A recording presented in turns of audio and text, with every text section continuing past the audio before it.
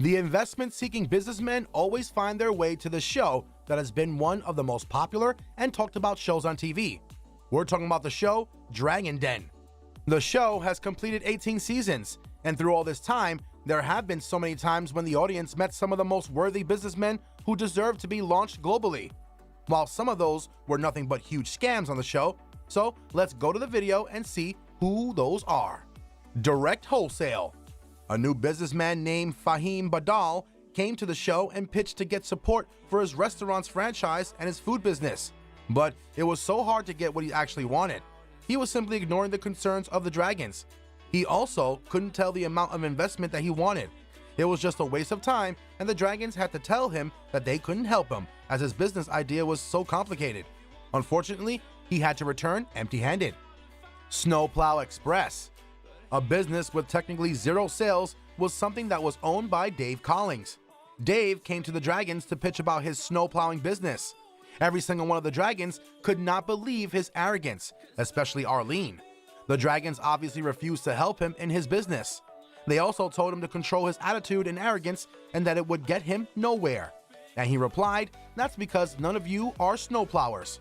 Enjoying the video? Then please take a minute to subscribe to our channel and give this video your biggest thumbs up. Also, keep the post notifications on so you get updated on our latest content. Now let's get back to the video. Easy Chair Idea.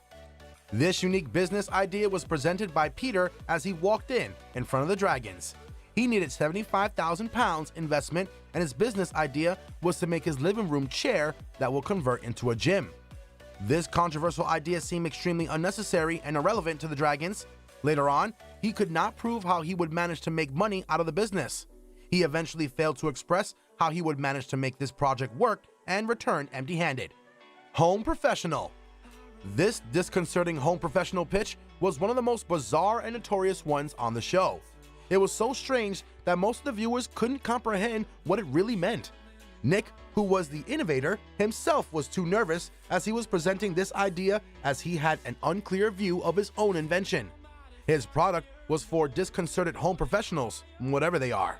The Dragons obviously did not like such a business proposal, and that was so ambiguous and hard to understand. Drive Safe Gloves. Mike Carr came to the show with such a unique but pathetic product. The guy demanded £100,000 for British motorists. The product was a white-collared glove that'll be worn in the right hand in order to remind them that they are driving in the right direction. The entrepreneur could not sell this idea to the Dragons, and it was quite obvious why he was unable to do so. So he had to walk out straight where he came from, along with his white drive-safe glove, of course. Burial of the Pet. This is one of the most irrelevant and unwanted products. And as we're talking about all those, we have this ultimate business idea from Debbie called Goodbye My Pet. This business idea is not a complicated one. In fact, it was just a simple pet burial product. The idea was a little too weird itself though. But what made this pitch so uninteresting was that Debbie could not answer the questions properly. It was so apparent that she didn't even bother to prepare for the pitch. She was asked what would happen if someone tried to copy her idea.